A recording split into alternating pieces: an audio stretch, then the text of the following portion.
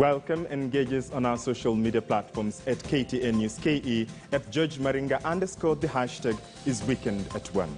Hundreds of motorists were on Saturday night stuck on various roads in Nairobi after police mounted roadblocks to enforce the 8 p.m. curfew. The worst affected were motorists on the Thika superhighway who were stranded for over 3 hours. Police stood their ground, arguing the motorists were out past curfew hours.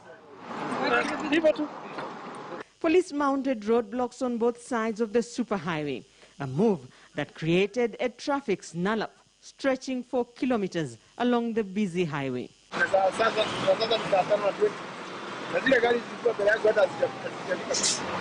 the sound of blaring horns rent the air, other motorists insulted the police, but the law enforcement officers would not budge. Kuna mikutano watu wakae nyumbani.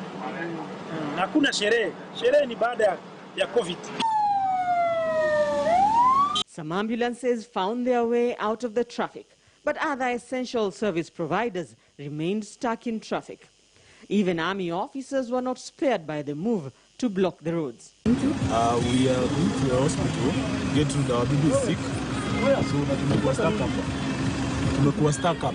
How long have you been here? 2 hours. 2 hours? Yes. And you're taking the baby to hospital? Yes. Poleni sana. Asante. Some chose to walk.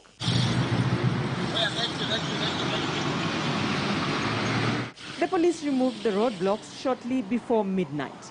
But be warned, today may see a repeat of the Saturday night curfew enforcement style. Tumewachilia, tumewaonya, tumewaambia sasa kuanzia kesho tuko hapa tu. Kesho tuko hapa. Na kesho tutalala hapa na wao wote mpaka asubuhi. Rita Tinina, KTN News. Away from that, Olympic marathon champion Eliud Kipchoge is back to winning ways after winning the Mission Marathon Hamburg in the Netherlands. The world record holder finished the race in 2 hours, 4 minutes and 30 seconds and was followed by compatriot Jonathan Korir in second place. Kipchoge seeks to defend his marathon